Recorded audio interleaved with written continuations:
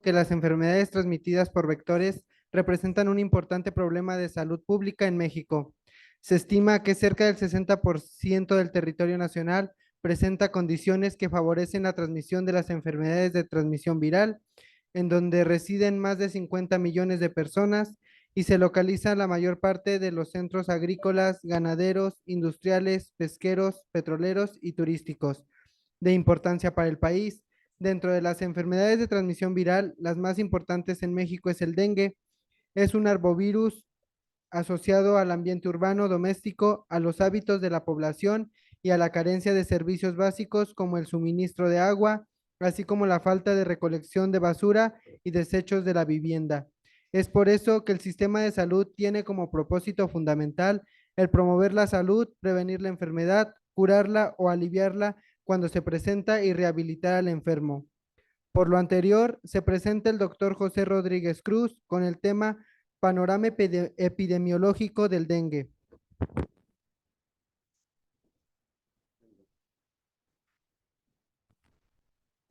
Okay.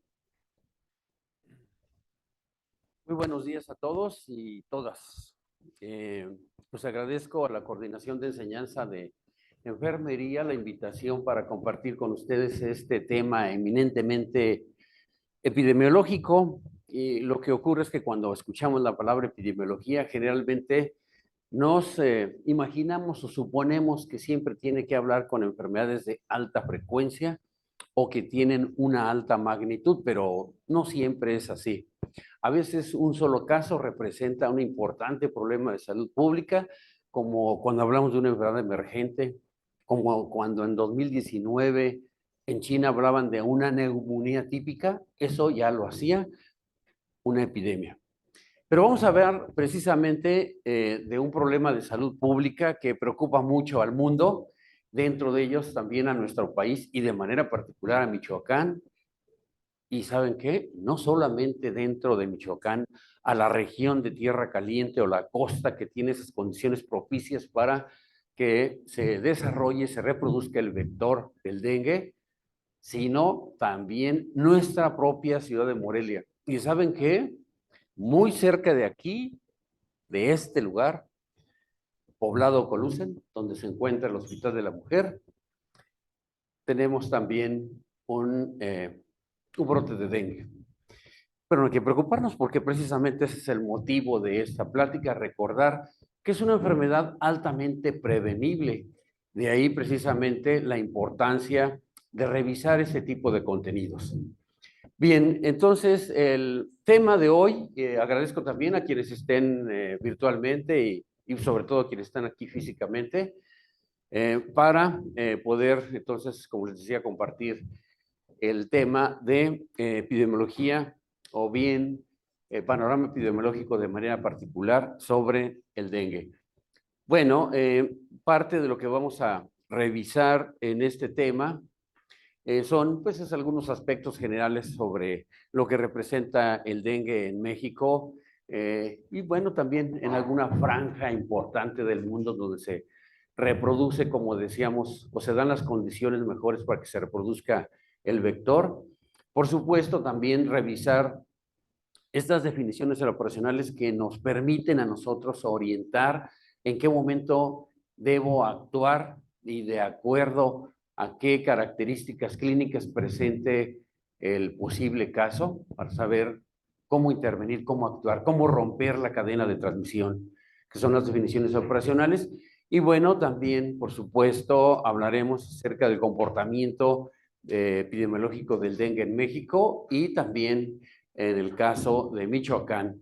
Y finalmente, pues estableceremos algunas conclusiones acerca del tema con esta arista, con este ángulo epidemiológico, porque como toda enfermedad, tenemos también otro tipo de intervenciones que pues les dejamos también con todo respeto a nuestros compañeros clínicos, internistas, el manejo. Hoy solamente vamos a abordar esa parte epidemiológica.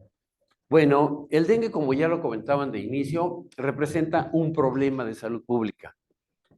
Cuando hablamos de un problema de salud pública, les comentaba que no necesariamente por su frecuencia se define un problema de salud pública. Hace un momento les comentaba que a veces un solo caso representa un problema de salud pública. Quiere decir que el no tener una alta magnitud, no solamente el tener una alta frecuencia, representa problemas de salud pública. En una enfermedad emergente, eso podría representar un solo caso, un problema de salud pública. Pero también hablar de problema de salud pública es cuando tenemos el conocimiento, cuando sabemos cómo actuar, cuando sabemos que se trata de un problema que es altamente modificable, que es altamente prevenible, y no lo hacemos, y no impactamos, y se sale de control un problema que se puede comportar como una epidemia, o bien puede comportarse incluso como una pandemia a pesar de que tengamos el conocimiento. Eso también lo hace un problema de salud pública, el que tengamos el conocimiento y no estemos impactando en él. Bien,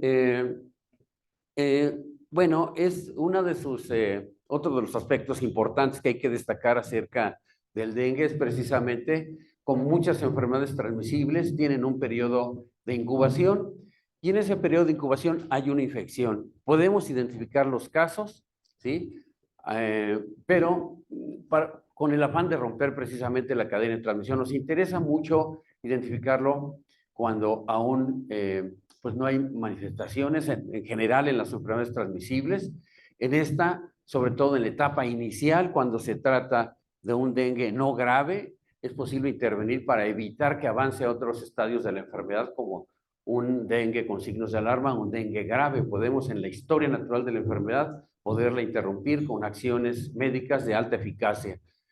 Bien, en cuanto a su magnitud, se calcula que ocurren alrededor de 390 millones, casi 400 millones de dengue en el mundo. De ellos, alrededor de 100 millones se manifiestan, es decir, quiere decir que hay como 300 millones de personas que podrían tener la infección, pero no tienen datos clínicos, pero sí transmiten la enfermedad. Eso es también algo relevante que hay que destacar aquí, porque se mantienen como reservorios, se mantienen como personas dentro de la cadena de transmisión que están precisamente participando de esa manera, transmitiendo la enfermedad. Y alrededor de 100 millones, sí, pues se comportan de manera sintomática.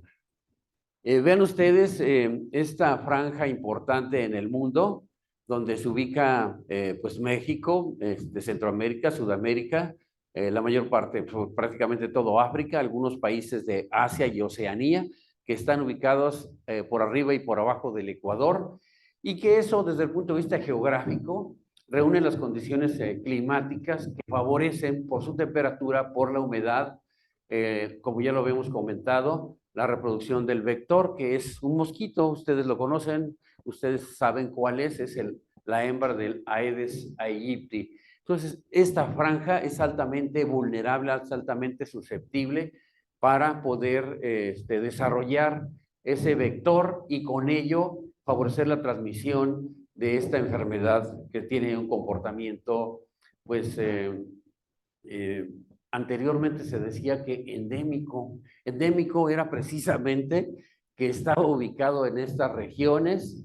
En el caso del estado de Michoacán, lo ubicábamos, hablábamos de dengue endémico en la región de Tierra Caliente y en la región de la costa, pero al inicio de esta plática les comentaba la importancia que tiene también de hablar de dengue autóctono en la ciudad de Morelia, lo cual no ocurría en épocas históricas anteriores y ahora lo tenemos como dengue autóctono en Morelia. De tal manera que ese comportamiento del dengue endémico está modificado, está siendo cambiado por muchos factores.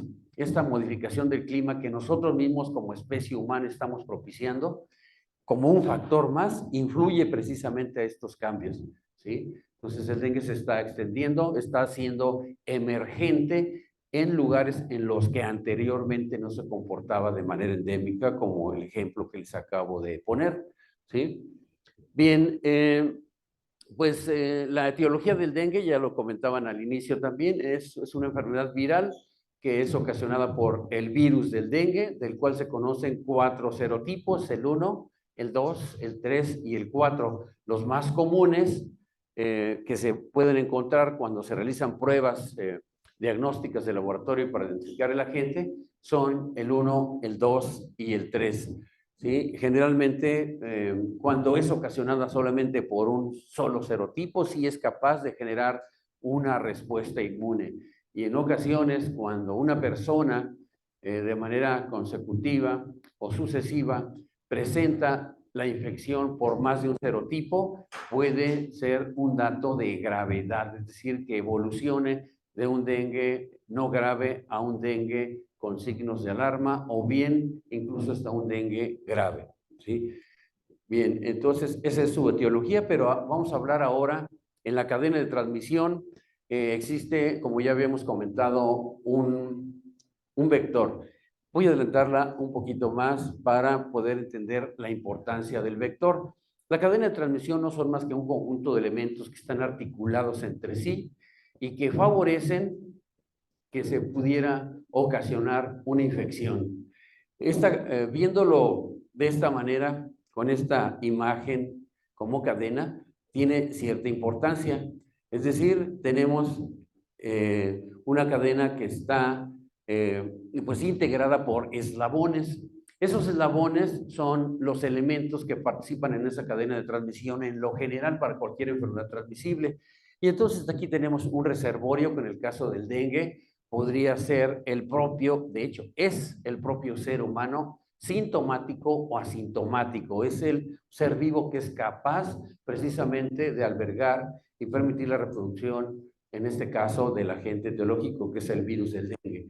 El agente causal, ya lo comentamos, es un virus ARN que tiene 4 serotipos y bueno, es en presencia de un huésped susceptible, es decir, este huésped que se encuentra en una zona geográfica donde se encuentra el vector, que podría ser asintomático o podría ser sintomático, podría ser capaz precisamente de poder pues albergar esa enfermedad y manifestarla.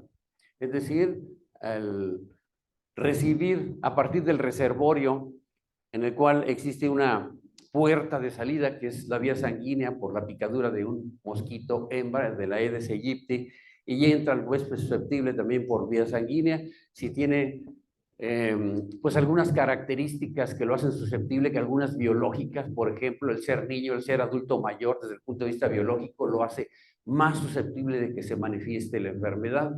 ¿Sí? El tener algunas comorbilidades lo hace más susceptible también de poder manifestar la enfermedad.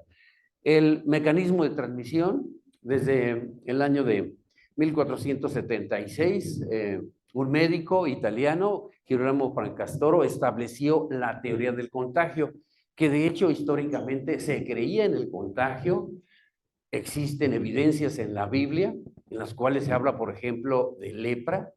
Ustedes seguramente han leído, visto, ahora con imágenes, ese pasaje bíblico de Lázaro, levántate y camina.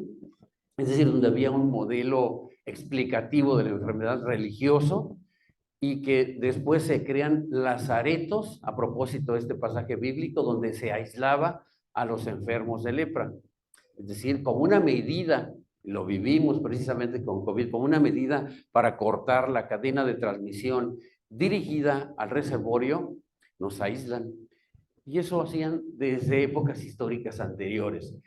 Bien, pues es una forma de romper la cadena de transmisión, es una forma de tener evidencia desde que en la antigüedad se creían las enfermedades contagiosas. Y les decía que al término de la Edad Media, al inicio ya de la etapa moderna con el Renacimiento, Girolamo Fracastoro establece la teoría del contagio, en la cual él establece 2 mecanismos de transmisión. De hecho, él mencionó 3: el mecanismo de transmisión directo, el mecanismo de transmisión indirecto y también le denominaba mecanismo de transmisión por vomites, es decir, por vehículos inanimados, la ropa, objetos que nosotros traemos continuamente en la mano, pues las puertas, la computadora, el teléfono, etcétera. Todos pueden ser vehículos inanimados que participan en la cadena de transmisión y que los incluyó como vomites.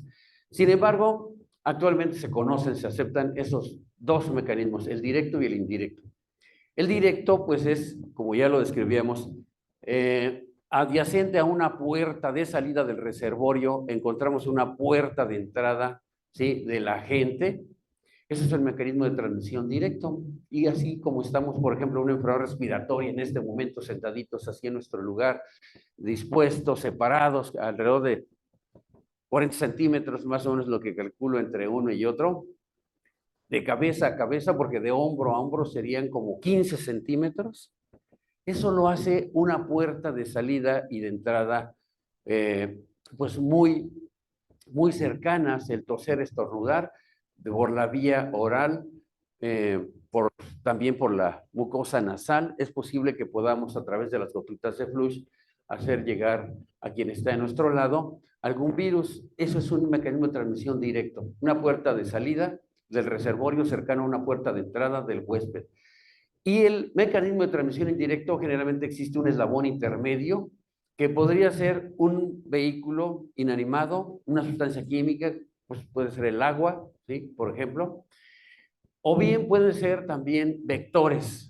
Y los vectores pueden ser de dos tipos: un vector mecánico o un vector biológico, como es el caso del dengue, en donde una parte del ciclo del virus lo pasa al interior, en este caso, de la hembra de la especie del mosquito Aedes aegypti.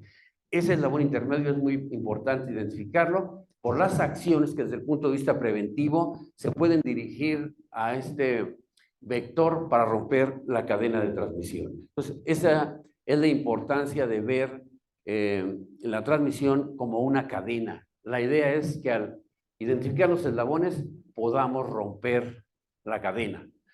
Bueno, ok, entonces otro de los aspectos importantes del vector es que le gusta vivir en el agua, pero el agua limpia. Es una característica que tiene y generalmente vive pues alrededor del domicilio, al interior del domicilio o fuera del domicilio, lo cual lo hace una enfermedad más común en las áreas urbanas, ¿sí? Algo importante también es que se puede transmitir el virus de manera transovárica, es decir, los óvulos que produce la hembra del mosquito pueden venir ya con la infección y al ser fecundados y dar lugar en su ciclo de reproducción al huevo, larva, pupa, adulta, etcétera, ya viene infectada. Y entonces esa generación también participa de manera importante en la cadena de transmisión. Por eso también la importancia de dirigir acciones para poder eliminar cuando está también en estas formas el mosquito en su ciclo de reproducción. Bien, vamos un poco más adelante. Ya les hablé de la importancia de por qué identificarlo como una cadena de transmisión. Ahora vamos a hablar acerca de las definiciones operacionales en esta parte conceptual de dengue. Y podemos hablar entonces de caso probable de dengue, sus tres clasificaciones establecidas por la Organización Mundial de la Salud. Recordar que anteriormente se hablaba de dengue clásico y dengue hemorrágico. Actualmente se reconocen tres tipos, que es el dengue no grave, el dengue con signos de alarma y el dengue grave. Y de esa manera podemos hablar también de caso probable de dengue no grave, caso probable de dengue con signos de alarma y caso probable de dengue grave.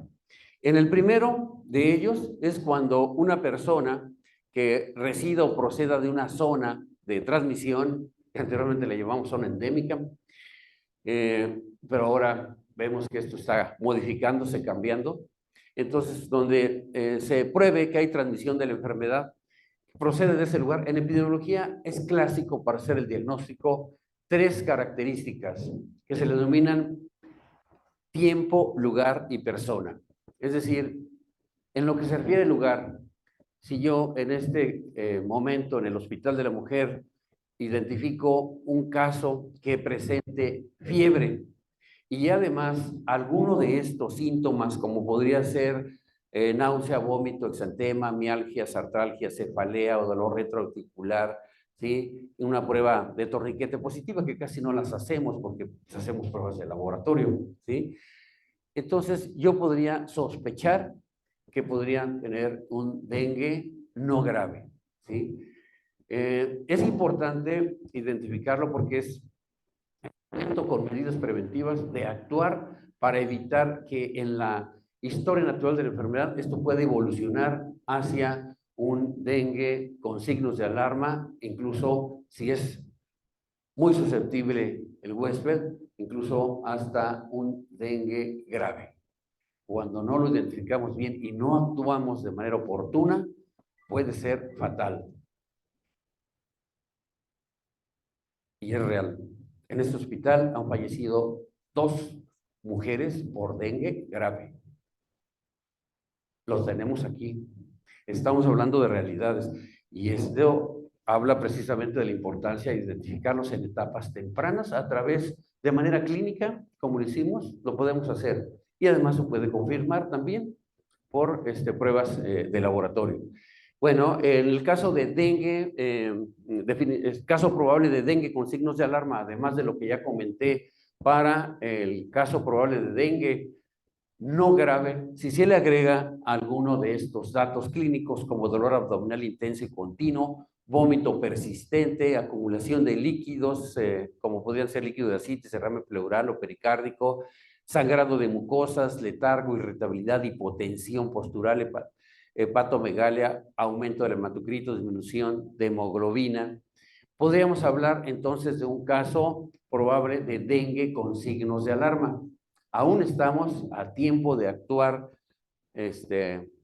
pensando clínicamente de un dengue con signos de alarma y confirmándolo con pruebas de laboratorio, con la posibilidad de evitar que avance a un dengue grave que podría ser fatal.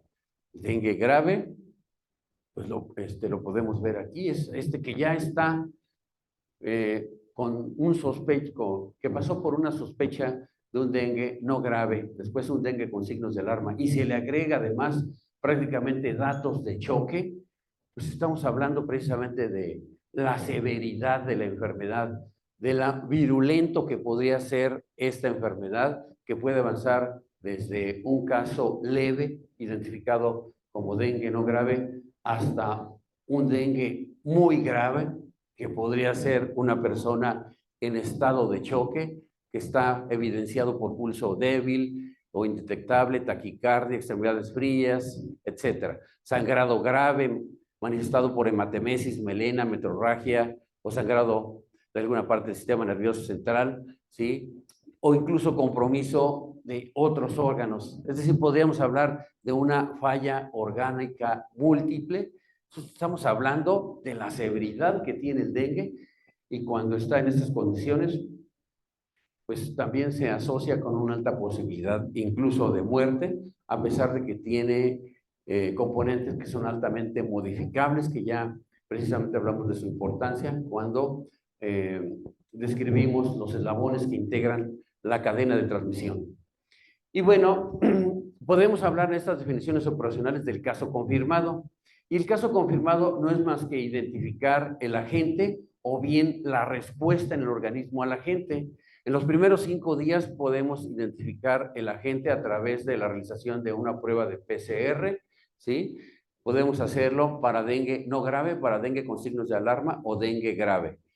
Y podemos hacerlo entre el día 6 al día 14 a través de pruebas inmunológicas, es decir, a través de la detección de IgM.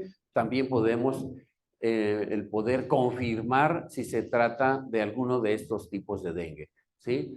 Cuando no lo confirmamos, entonces, a pesar de que hubo sospecha clínica, podríamos hablar de un dengue descartado si es que no identificamos el agente o no identificamos una respuesta a la presencia del agente en el organismo, es decir, una respuesta inmune.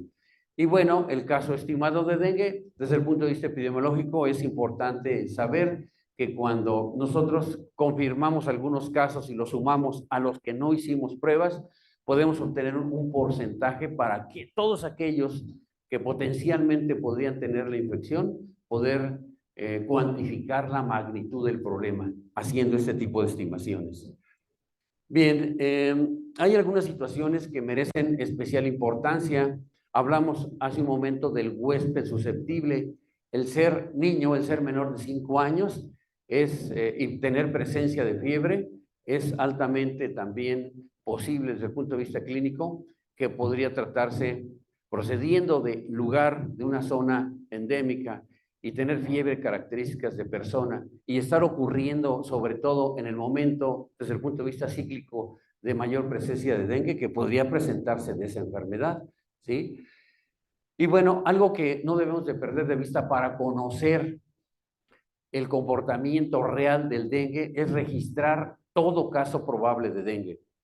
En este caso, tratándose del Hospital de la Mujer, los que llegan por urgencias, los que llegan, incluso si existiera la posibilidad de que alguno llegara a consulta, en etapa inicial solamente con fiebre, es posible que llegue a consulta, y sobre todo los que ya están en área de hospitalización, todos se deben de registrar para conocer la importancia, la trascendencia, la vulnerabilidad que tiene este problema de salud pública.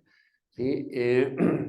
Si se trata de un caso de dengue con signos de alarma, este ya no debe ser pues tratado en las unidades médicas de primer nivel, este debe ser atendido en un hospital general o un hospital de especialidades, como es el caso del Hospital de la Mujer. Deben ser referidos aquí para hacer todos los estudios pertinentes, para confirmarlo, para intervenir con acciones que ya corresponden a un segundo nivel y evitar precisamente que pudieran complicarse, ¿sí? Y bueno, aquí también ya en área hospitalaria, todo caso con signos de alarma y todo caso con dengue grave, a todos se les debe hacer una prueba confirmatoria de laboratorio, ya sea con PCR o alguna prueba inmunológica, dependiendo de los días que tenga de inicio de los síntomas, ¿sí? Bien, entonces, de hecho, aquí es algo de lo que quería comentarles precisamente cuando el comportamiento del dengue no está manifestado como un brote, como una epidemia, podríamos hacerlo cuando se trata de casos aislados, a todos podríamos hacerle pruebas confirmatorias. Pero cuando tenemos la presentación del dengue con un comportamiento epidemiológico como un brote o una epidemia, sí, no podríamos hacerlo a todo, pero se tiene calculado que alrededor del 30% de los casos probables de dengue no grave se pueden muestrear. Solamente los dengue no grave. Ya habíamos comentado que todos los que se presenten ya en el estadio de dengue con signos de alarma y dengue grave, se les debe realizar muestra, ¿sí? Se realiza triplex, es decir, para identificación de dengue, chikungunya, y también a los que ya habíamos comentado, a los que se encuentran entre el día 6 y 14 se les realizará entonces pruebas inmunológicas, ¿sí? Dengue, chikungunya y Zika es lo que hace la prueba de triplex, a los que se realiza sobre todo a los que están en el estadio de dengue no grave. Una vez que ya les dimos la atención y estamos obligados a registrarlos, no necesariamente lo debe hacer un epidemiólogo el estudio pertinente, el estudio correspondiente para registrar el caso. Esto lo puede hacer el médico tratante. Es un formato muy sencillo en el cual se recaba información médica. Si es información médica, me parece que el médico que tenga contacto con ese caso probable o confirmado de dengue podría realizar este estudio. En el caso de este hospital, pues no hace epidemiología, pero lo puede hacer el médico interno o el médico tratante, ¿sí? Es muy sencillo, pues es información médica, lo podemos hacer, entendemos ese lenguaje, ¿sí? Eso es lo que se hace para poder registrar todo caso de dengue probable y por supuesto confirmado, ¿sí? Bien, dentro de lo que se refiere ya al comportamiento epidemiológico del dengue y a su frecuencia, vamos a describir a través de gráficos y presentación de información en cuadros cómo se ha comportado el dengue, primero a nivel nacional, en el caso de México, y posteriormente lo haremos también a nivel estatal y a nivel local, incluso qué es lo que ha ocurrido aquí en la ciudad de Morelia en los últimos años y las últimas semanas epidemiológicas. Bien, entonces aquí tenemos a nivel nacional un panorama de lo que está ocurriendo. Me parece que es más objetivo lo que se puede apreciar a través del gráfico. Aquí tenemos el comportamiento del dengue en 2023 a través de estos son los casos confirmados y estos son la línea punteada, los casos probables. Y bueno, lo que vemos en todo el año 2023 tiene aquí un comportamiento cíclico en los meses de mayor calor, de mayor humedad, junio, julio, agosto, septiembre, es cuando vemos esta curva de alto ascenso y después también un rápido descenso.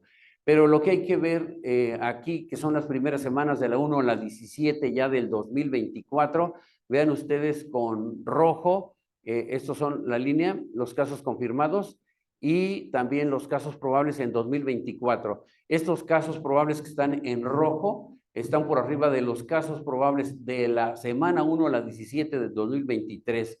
Está muy por arriba en el caso de México. Quiere decir que tiene un comportamiento epidémico. Por definición, se dice que cuando los casos observados superan lo esperado es lo que se presentó en el año anterior. Si esto lo supera, estamos hablando de una epidemia. Entonces tenemos una epidemia de dengue en México. Aquí lo estamos viendo claramente.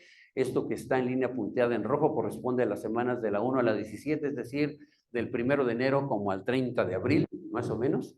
¿Sí? Esto está muy por arriba de lo que está punteado aquí con verde en el mismo periodo del año anterior, 2023. El rojo es 2024. El rojo supera lo que se presentó el año anterior. Entonces estamos en una zona epidémica a nivel nacional y si queremos hacer mención de manera absoluta con las cifras, veamos las cifras, miren, dengue no grave, 1,189 en esas mismas semanas en el año 2023 y aquí tenemos casi 6,000 a nivel nacional, ¿sí? Es decir, tenemos 3 veces más. Dengue con signos de alarma alrededor de 5,385 en el mismo periodo de este año a nivel nacional.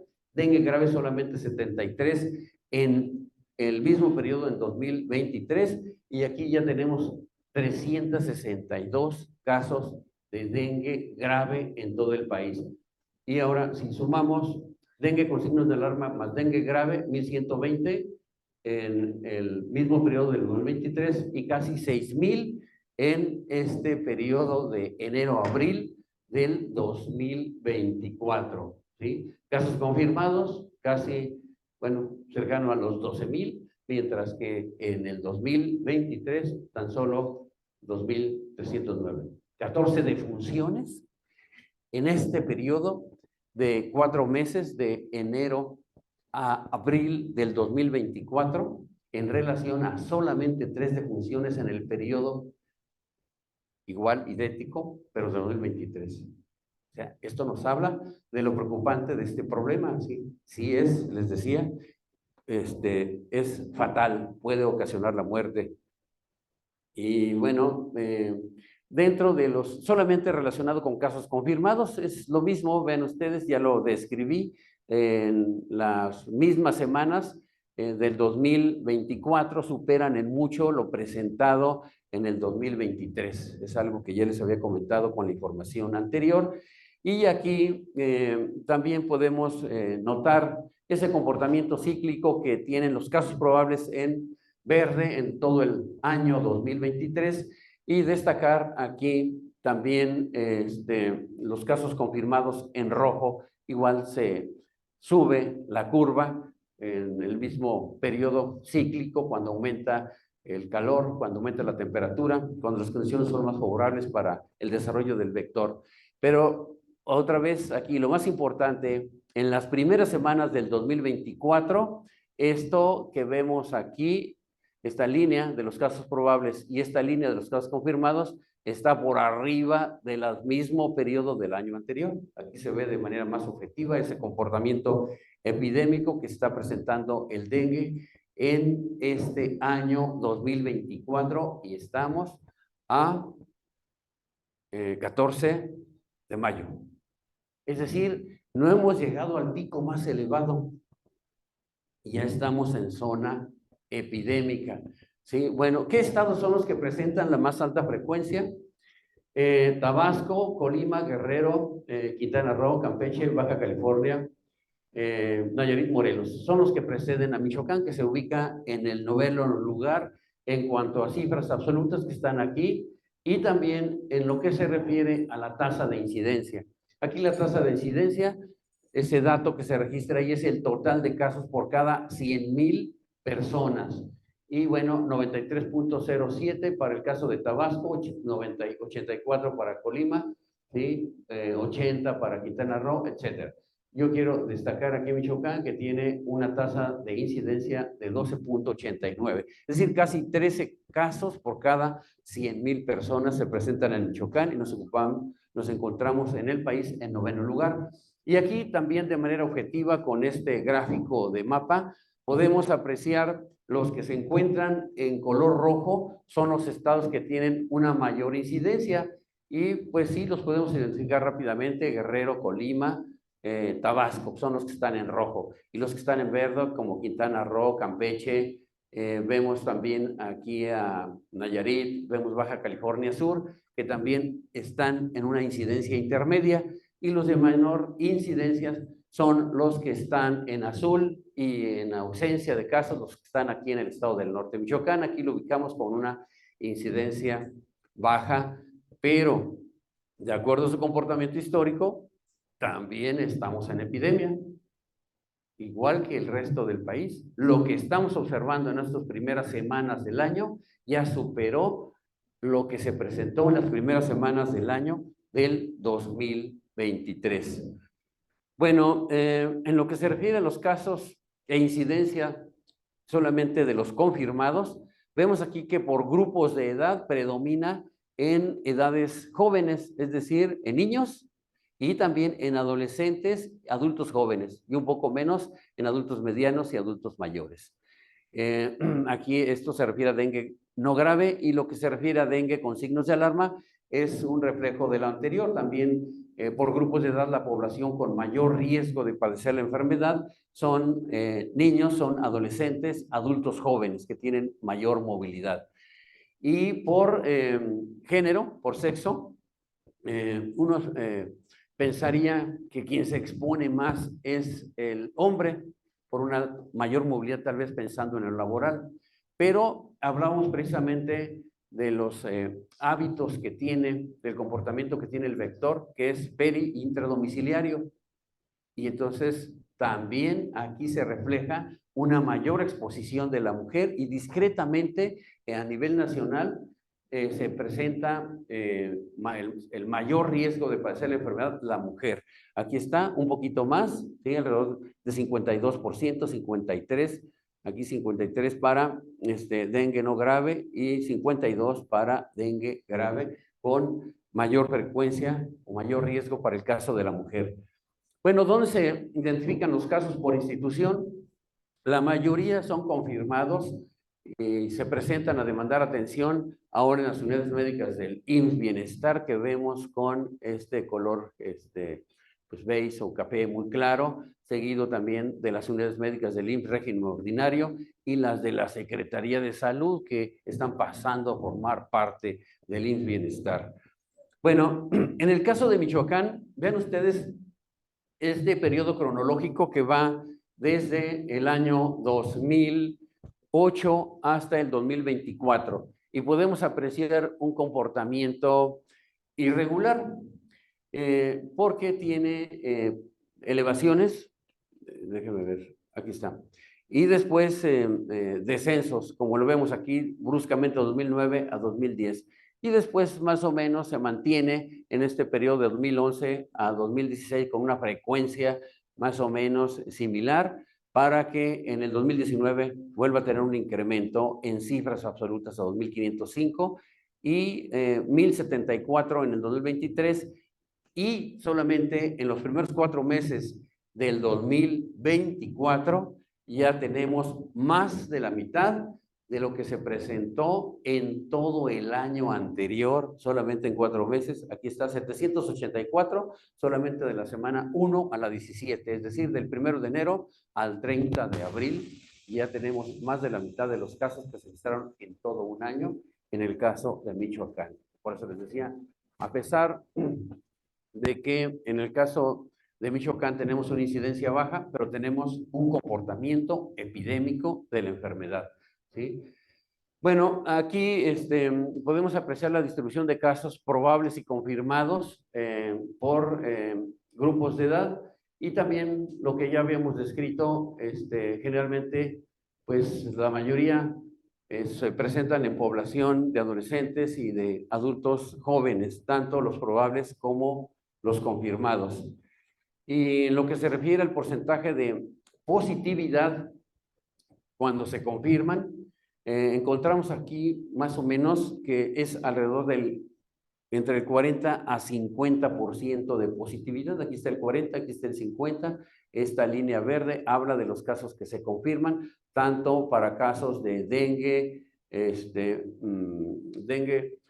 no grave y dengue con signos de alarma, ¿sí? Entonces, el porcentaje de positividad es entre 40 a 60%. Eso habla de que si lo podemos inferir a toda la población que no se muestrea, que podría tener también una alta posibilidad de que sean casos confirmados. Lo que pasa es que no se muestrean todos, ya lo comenté hace un momento. Bueno, aquí también podemos apreciar ese comportamiento, esa forma de expresarse de la enfermedad. Las enfermedades transmisibles se pueden comportar como casos aislados que no se relacionan por tiempo, lugar y persona, pero también se pueden comportar como epidemia cuando lo observado supera a lo esperado, y también se pueden comportar como brotes epidémicos cuando están ligados entre sí, ¿sí? Cuando hay más de 2 o más casos relacionados por tiempo, lugar y persona. O se puede comportar incluso como una pandemia. Estamos hablando que estamos aquí, lo rojo es zona de epidemia.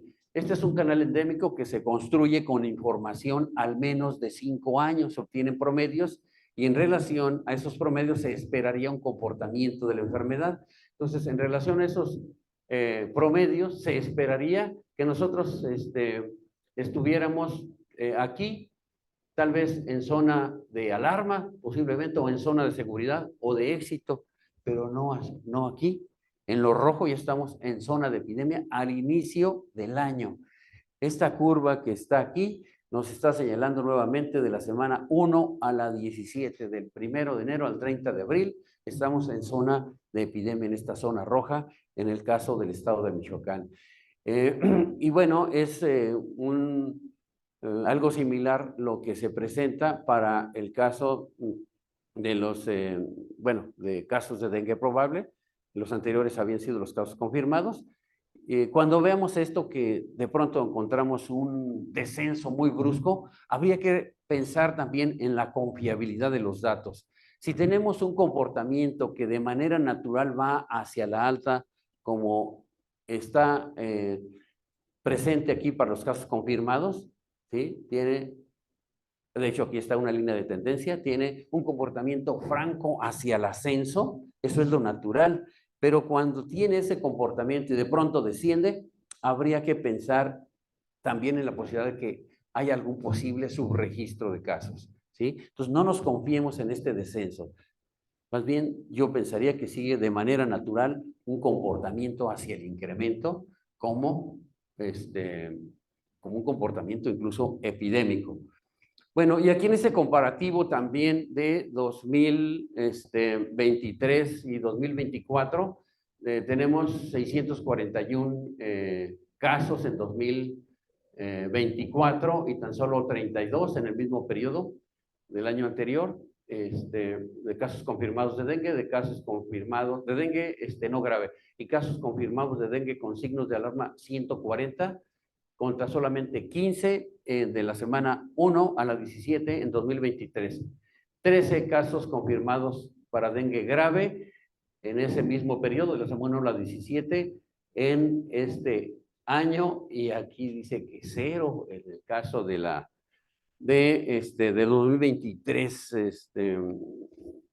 Bueno, cuando yo veo defunciones aquí, yo también pensaría que deberemos ser más cuidadosos en el registro incluso de las defunciones, es decir, en el llenado del certificado de defunción. A veces no lo hacemos bien. A veces los casos que son de dengue, les ponemos otro diagnóstico. Y a veces los casos que no son de dengue, también les ponemos otro diagnóstico. Y esto ocurre en todos lugares. Esto ocurrió en esta unidad médica también. Y nos vemos obligados a hacer rectificaciones del certificado de defunción. Estamos obligados. Y entonces regresarse mucho y hacer elaboración de muchos documentos, como lo hemos hecho en el caso de epidemiología. Aquí hay un resumen del panorama epidemiológico en Michoacán, que en realidad es lo que estoy describiendo de manera puntual en todos los cuadros. Me lo voy a saltar para irlo describiendo, como les decía, puntualmente. Nuevamente, aquí están los casos ya confirmados de dengue por grupos de edad en lo que va de este año hasta la semana 17, y otra vez se ve con mucha claridad cómo predomina. Aquí tenemos la barra más alta en el grupo etario de 10 a 14, seguido del de 15 a 19 y también de los niños de 5 a 9. Los niños debemos tener especial cuidado, son altamente susceptibles, y seguido entonces de otros grupos de edad, el adulto joven, el adulto mediano y finalmente el adulto mayor, ¿sí? Bien, curiosamente, a diferencia del comportamiento que vimos a nivel nacional, en donde por género es más común en el sexo femenino, en el caso de Michoacán, aquí vemos claramente en el caso del hombre es un poquito mayor. Con cifras absolutas, dengue no grave 320 contra 311, con dengue con signos de alarma 74 comparado con 66, es mayor en el hombre, en dengue con signos de alarma, y lo mismo vemos para dengue grave 8 comparado con 5, 8 en hombre, 5 en la mujer. En el caso de Michoacán predomina más en el hombre, ¿sí?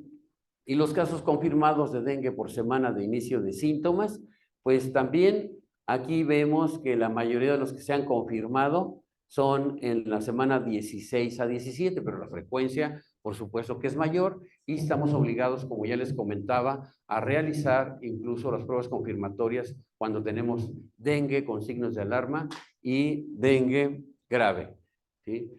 Bien, en el caso de los confirmados de dengue por institución, nuevamente destaca estas barras que corresponden al IMSS Bienestar y a la Secretaría de Salud, que es donde se identifican para todos los tipos de dengue la mayoría de los casos probables y también los casos confirmados, es decir, en las instituciones de salud públicas en Michoacán. Y nuevamente, aquí lo vemos para los diferentes tipos de dengue no grave, dengue con signos de alarma y dengue grave. La mayoría están siendo identificados en estas tres instituciones más representativas de salud pública en Michoacán y en México también, que son las de IMSS Bienestar, Secretaría de Salud e ISSSTE, ¿sí? Para todos los tipos de dengue se están confirmando en estas instituciones. Los serotipos más comunes identificados en el caso de Michoacán corresponden igual a lo que se identifica en el país. Ya habíamos hablado de la presencia de 4 serotipos. Los más comunes son el DNG1, DNG2 y DNG3, que también aquí los podemos encontrar, ¿sí? Ok. En lo que se refiere a la incidencia por municipio de notificación, en el caso de Michoacán, encontramos en primer lugar a Lázaro Cárdenas, con un total de 375 casos acumulados, y aquí lo vemos discriminado por tipos de dengue: dengue no grave, dengue con signos de alarma y dengue grave, ¿sí? Y vemos aquí la tasa de incidencia calculada, que no son más que los casos nuevos de la enfermedad, expresados por 100,000 o calculados por 100,000 habitantes. Entonces, en el caso de Michoacán, el municipio de mayor riesgo tiene esas condiciones también geográficas de clima, de humedad, etcétera, para la producción del vector, y lo encontramos aquí encabezando la tabla, seguida de Huetamo, San Lucas, Nocupétaro, que se encuentran todos en tierra caliente, donde las condiciones climáticas favorecen nuevamente la producción del vector. Pero curiosamente, aquí vemos 1, 2, 3, 4, 5. En quinto lugar, No sé cómo ustedes hayan sentido la temperatura en las semanas previas, pero Morelia se encuentra en quinto lugar en cuanto a frecuencia absoluta y también por incidencia.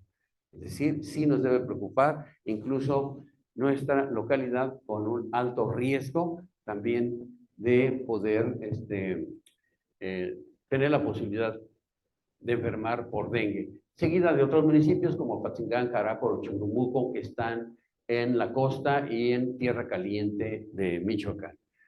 Y bueno, aquí lo vemos también con mayor claridad en este gráfico de mapa. Lo que se aparece en rojo son los municipios con mayor incidencia y encontramos aquí el caso de, déjenme, es Huetamo, corresponde a este municipio en la región oriente del estado de Michoacán, pero está ubicado en tierra caliente. Huetamo, ¿sí? Seguido de Nocupétaro, que está muy cerca de Morelia. Aquí está Morelia, está en verde, es una incidencia mediana. Verde no es bajo, es mediano. Y aquí está Morelia también, una incidencia mediana. Los rojos, entonces ya los comenté, que corresponden a Huetamo y Nocupétaro, seguido de estos que están en amarillo, San Lucas y Lázaro Cárdenas, que ya hemos comentado que tienen también un alto riesgo por sus condiciones geográficas, ¿sí? Bueno, entonces todos los municipios que están algunos ubicados, sí en la región, en la franja de tierra caliente y en la costa, son los que tienen mayor riesgo, están representados ahí con un riesgo mediano, destacando los municipios que ya describimos. Bueno, se mide todos los días de ocupación hospitalaria por dengue en todos los hospitales de la medicina pública y también la medicina privada en el caso de Michoacán. Esto pues es precisamente para saber la disponibilidad que tenemos de camas cuando tenemos una enfermedad que de pronto puede salirse de control cuando se tiene un comportamiento epidémico como un brote, y por esa razón sí debemos de conocer el nivel de ocupación que tenemos de camas de hospitalización y de camas de manera particular de terapia intensiva. Esto se hace a través de una plataforma electrónica. Ahora todos los registros se hacen con el uso de plataformas. Y bueno, afortunadamente la ocupación no ha sido tan alta para casos probables y casos confirmados y casos descartados. En el caso del estado de Michoacán ha sido una ocupación pues baja, ¿sí? Afortunadamente, a pesar de la alta frecuencia que tenemos aquí. Bueno, ya para terminar, ¿qué está ocurriendo en los municipios que están cercanos a la ciudad de Morelia y que corresponden a la jurisdicción sanitaria número 1 Morelia?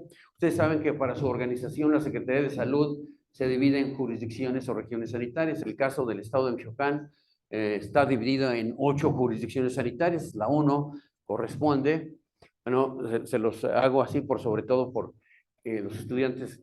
Sí son estudiantes, ¿verdad? O pasantes de servicios, bueno, son estudiantes, están a nivel todavía escolar.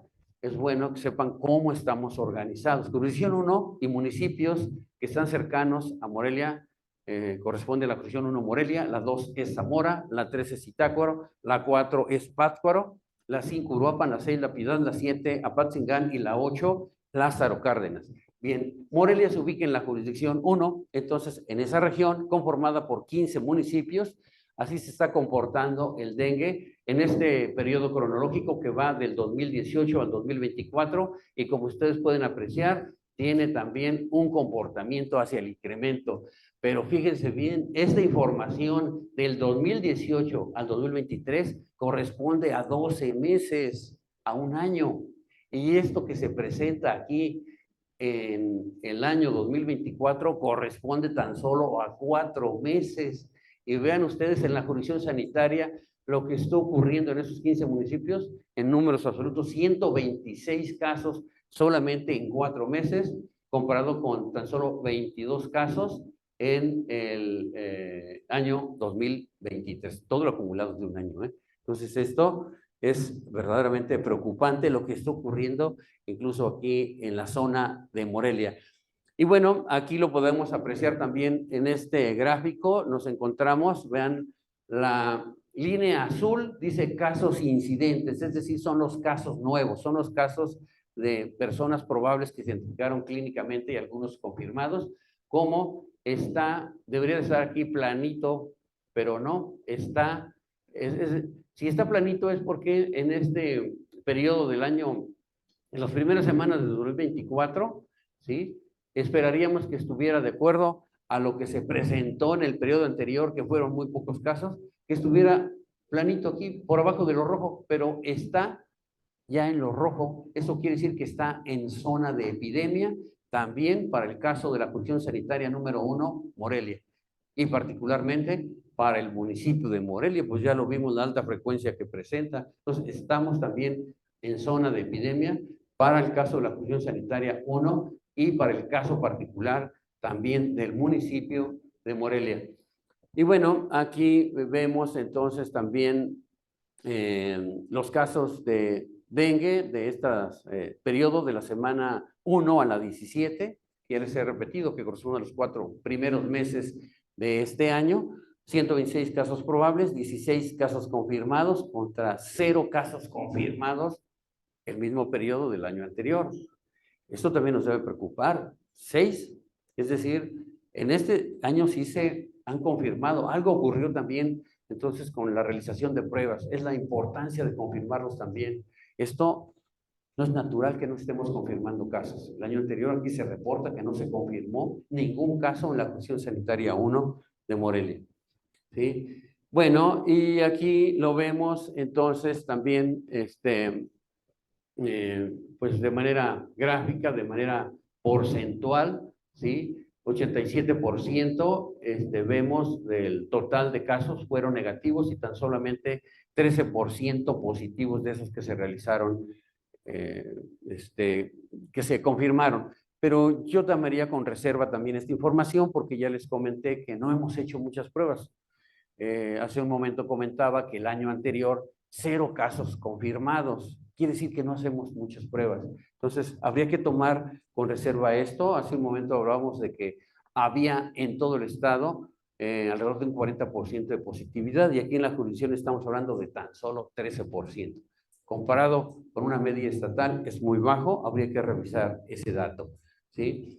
Bien, y bueno, aquí vemos los casos de dengue confirmados también, como dengue no grave 10, dengue con signos de alarma 6, ¿sí? El total son los 16 que ya habíamos comentado y que están discriminados aquí por estas dos clasificaciones de dengue.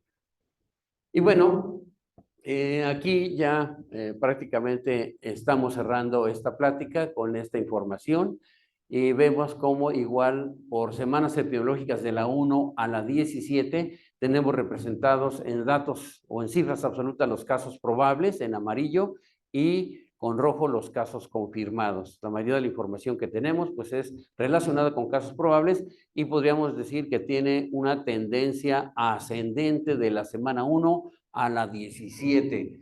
Estamos nuevamente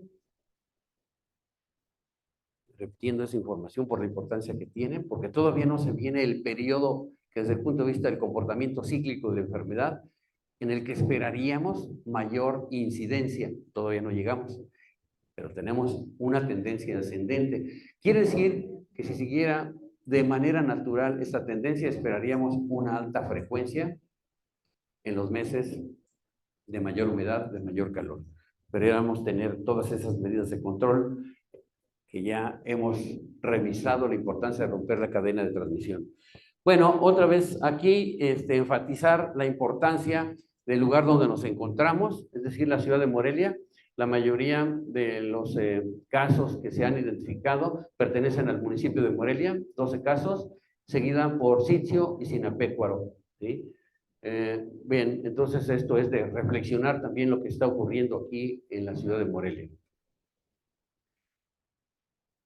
Bien, entonces, pues sí, es muy importante posterior a esta revisión tomar conciencia del problema de salud pública que estamos enfrentando, ya lo estamos viviendo, estamos en medio de él, estamos en el municipio de la justicia sanitaria que mayor cantidad de casos ha presentado en el periodo que ya describimos, en las primeras 17 semanas de este año. Entonces debemos estar atentos precisamente ante toda persona que presente fiebre y algún dato agregado.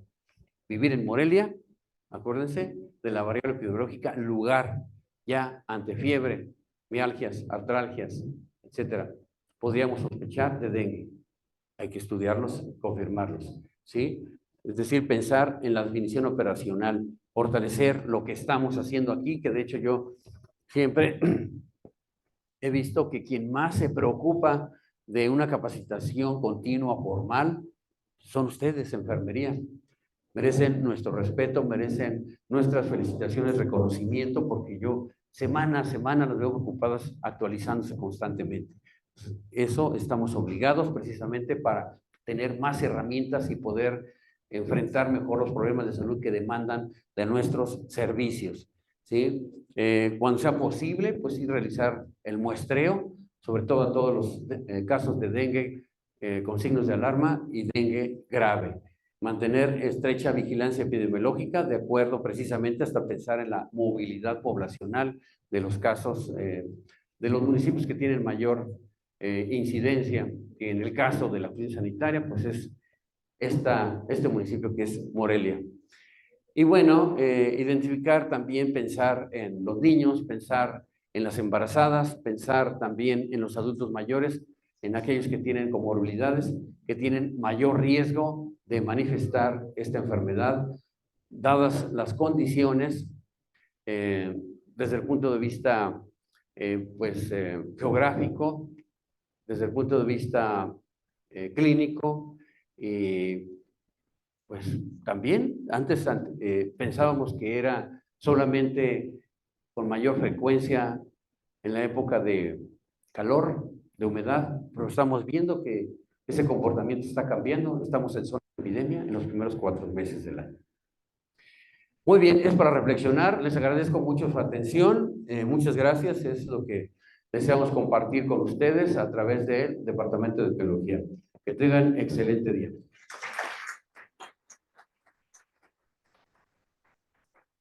Adelante.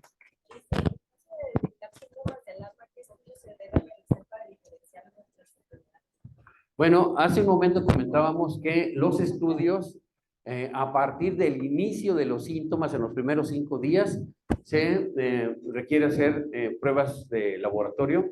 Se indica una prueba triplex para identificar dengue, chikungunya y Zika mediante la indicación de la PCR. Cuando ya se encuentra entre el día 6 al 14, a partir del inicio de los síntomas, se recomienda realizar una prueba inmunológica para identificar sobre todo IgM. Son las pruebas que se realizan y aquí tenemos una comunicación muy importante con el Laboratorio Estatal de Salud Pública. Se realiza el muestreo en este hospital y se envían al laboratorio que está muy cercano a este hospital. Muy bien. Si no hay más preguntas, agradecemos. Adelante.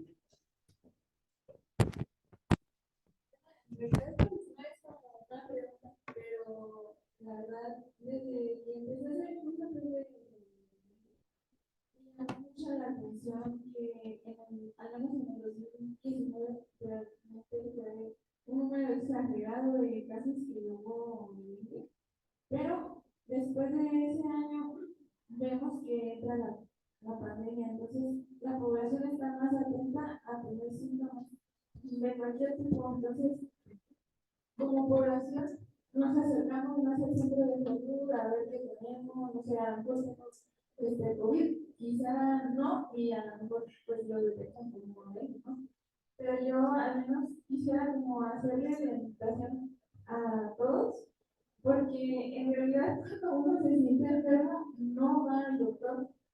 Entonces es como de que, ay, pues me siento mal, me tomo, no sé, paracetamol y descanso y ya. Y quizás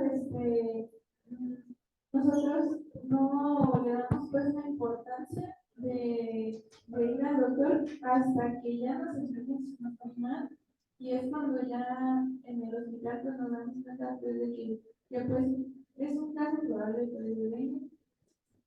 Y también, o sea, pues mi invitación es a que si tienen algún síntoma, pues acudir pues, a una revisión, ¿no? Para descartar que pueda pues, ser cualquier alguna otra enfermedad.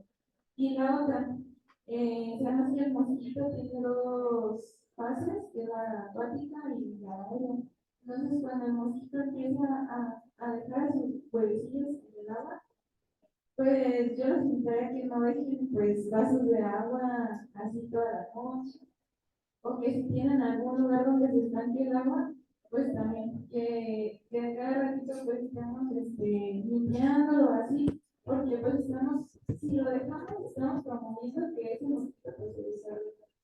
Entonces, bueno, nada más dar pues como un comentario de sobre esto. Pues sí, efectivamente, un comentario muy valioso que habla acerca de las medidas de prevención. Ustedes recuerden que a partir de la descripción de la historia natural de la enfermedad, identificamos dos etapas, una que es el periodo prepatogénico y otra que es el periodo patogénico. La importancia de identificar el periodo prepatogénico, donde identificamos el riesgo a través de las condiciones domiciliares o intradomiciliares, como ya se mencionó, la presencia de estancamientos de agua, de recipientes que contienen agua, es precisamente implementar ahí las acciones de prevención primaria, que ya las comentaron muy acertadamente, que es mucho acerca de la conciencia, de la educación de las personas para mantener limpias sus áreas, protegidas con mosquiteros, etcétera, con mallas. Y bueno, dirigir acciones también de manera particular a la población de mayor riesgo como parte de lo que hacemos en prevención primaria. Cuando el paciente ya está con datos clínicos, es decir, que tiene un dengue no grave, es importante identificarlo ahí precisamente para evitar la evolución a un dengue grave y un dengue que podría terminar en curación.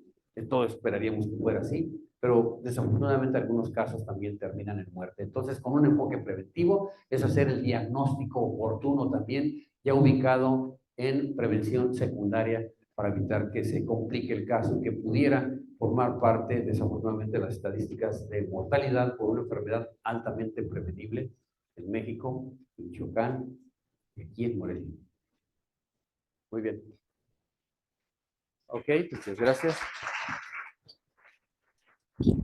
Si no hay más preguntas, agradecemos al doctor José Rodríguez Cruz, hacemos entrega de su constancia por su participación y con esto damos por terminada la sesión del día de hoy, no sin antes invitarles a seguir asistiendo en la formación continua y agradecerles por su presencia. Que tengan excelente día.